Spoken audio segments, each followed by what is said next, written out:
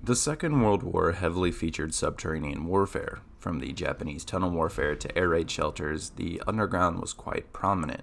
With the introduction of the Pacific Theater coming October 31st and the well-received Operation Underground already in game, let's take a look at the real-life stories of World War II underground.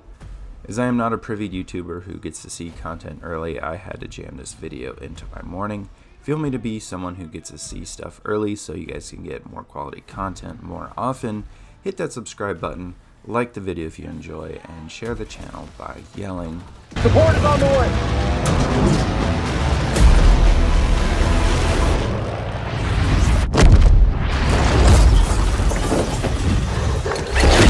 Seeing as the Pacific is prominent for today's topic, let's talk about the tunnel warfare seen in the hot and deadly Pacific campaign.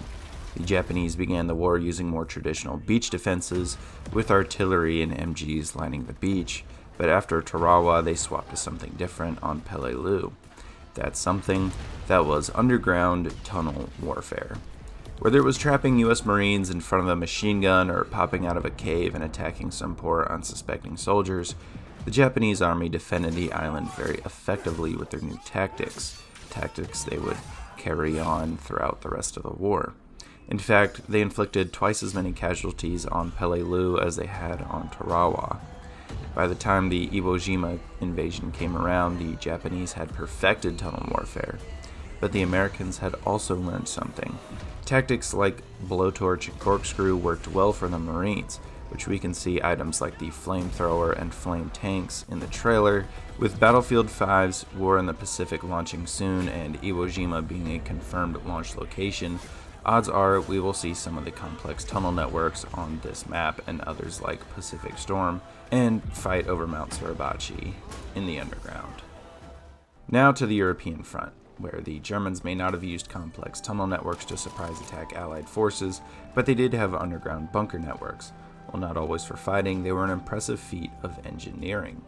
As for actual fighting, leave it to the Battle of Berlin to show us our best comparison to BF5.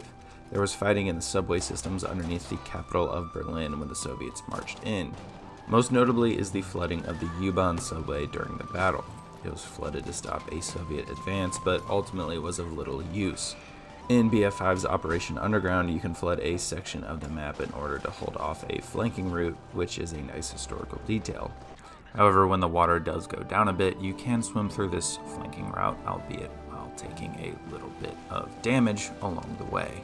Other than that, the number one rule of street fighting was, and always will be, stay out of the streets. That includes going underground, so many urban conflicts would dive below the earth and descend literally into hell.